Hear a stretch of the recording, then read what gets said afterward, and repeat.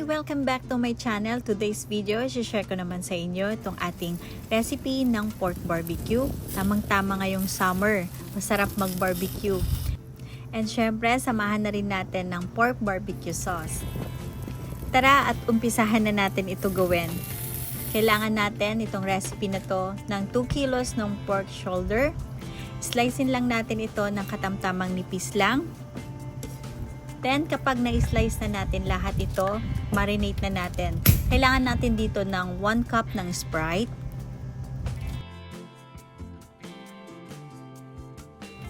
And 1 cup ng light brown sugar. Pwede din kayong gumamit dito ng white sugar. Then, add tayo dito ng half cup ng soy sauce, 1/4 cup ng vinegar, 1/4 cup ng calamansi juice, 2 tablespoon ng oyster sauce, and 2 teaspoon ng salt, 2 teaspoon ng black pepper, and 1 head ng garlic. Saka natin to haluing mabuti hanggang sa ma-dissolve yung ating salt at sugar na nilagay. Then, ibuhos na natin dito sa ating pork at i-mix lang natin itong mabuti. Kapag na-mix na natin itong mabuti, pwede na natin itong i-marinate. Takpan lang natin ito ng cling wrap at i-marinate natin ng 3 hours or overnight. Mas maganda, mas matagal para mas babad na babad yung pampalasa nilagay natin. Sunod natin gagawin yung ating barbecue sauce. Ito po ang recipe nito.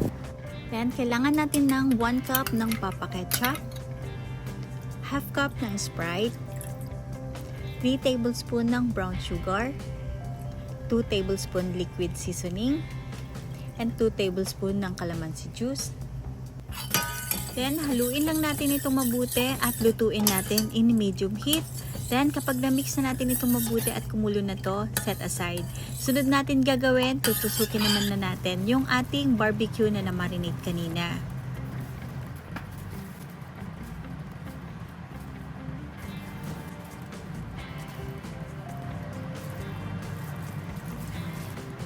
Dito sa recipe natin na to, nakagawa ako ng 37 sticks ng barbecue. At ang maganda pa nito, pwede natin tong ipang-stock at ilagay lang natin sa ziplock at ilagay sa freezer. Tatagal ito ng 2 to 3 months. At kung naghahanap ka naman ng ipang-nenegosyo, pwedeng-pwede mo din itong pang-negosyo. At sobrang papatok at napakasarap nitong ating pork barbecue recipe na ito. Ganito lang ang ginagawa ko kapag nag-i-stack ako ng barbecue. Lagay na natin ito sa freezer. Yan, pwede na natin itong ihawin. Ito na yung ating barbecue sauce. Ready na. Ang ginagawa ko kapag nag-iihaw ako ng barbecue, pag half cook na ito at medyo golden brown na yung ating barbecue, then tsaka natin to ilalagay dito sa ating sauce. Then, tsaka natin to ibabrush dito sa ating barbecue. Kapag na-brush na natin itong ating barbecue, then tsaka ko iihawin ulit hanggang sa maluto na ito. Sobrang sarap nito at paniguradong magugustuhan nyo itong ating recipe na to. Thank you for watching. Please like and share and subscribe na rin po for more videos.